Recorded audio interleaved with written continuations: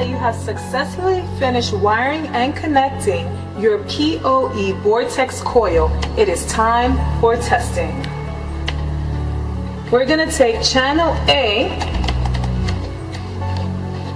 and connect it to the amplifier, and channel B and connect it to the amplifier. Now for the last two wires that are remaining, they are going to be connected to the 192 LED panel.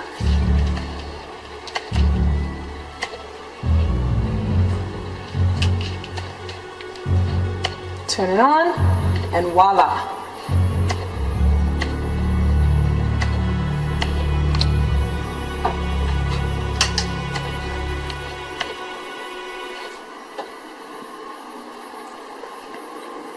Testing our observations.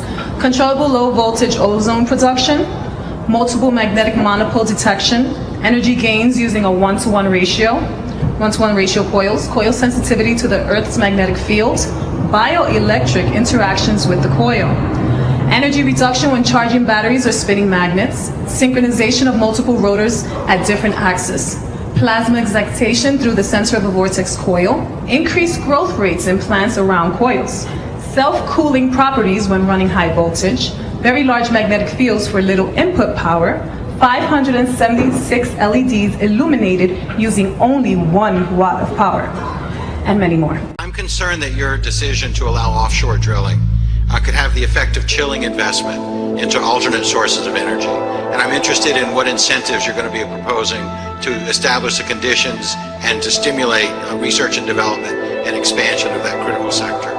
We invested in wind, we invested in solar, we invested in biomass, we invested in research and development, we invested in battery technologies. Here's the challenge that we have. We don't yet have the technological breakthroughs that can completely replace fossil fuels.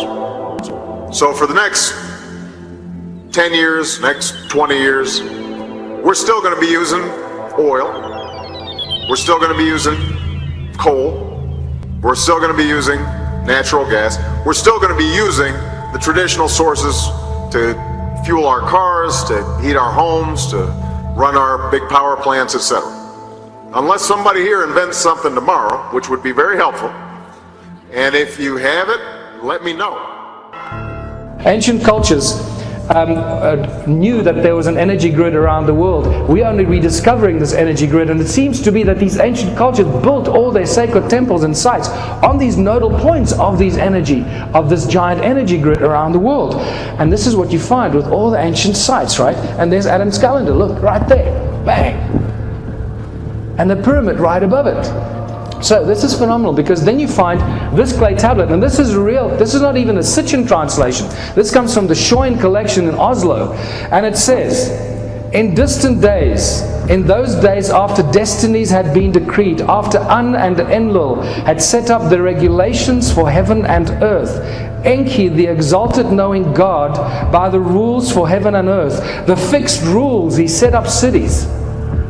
My God, what are they telling us here? They knew that there was an energy grid that covered the earth, and that this energy grid was somehow echoed in the sky. The rules for heaven and earth. This was mimicked in the sky.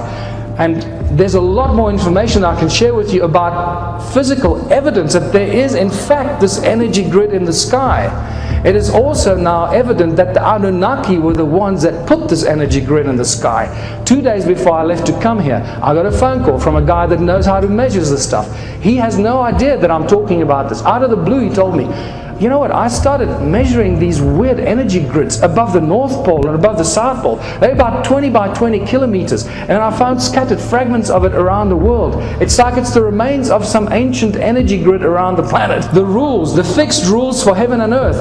And then suddenly I discover that David Wilcock's been talking about these rules that are encoded in the emblems of the Air Force and the Army and whatever in the military, and they refer to these bands around the earth as the rules. They don't know where they come from, but they've always been there. Well, guess what? The Sumerian tablets just tell us where they come from and who put them in place.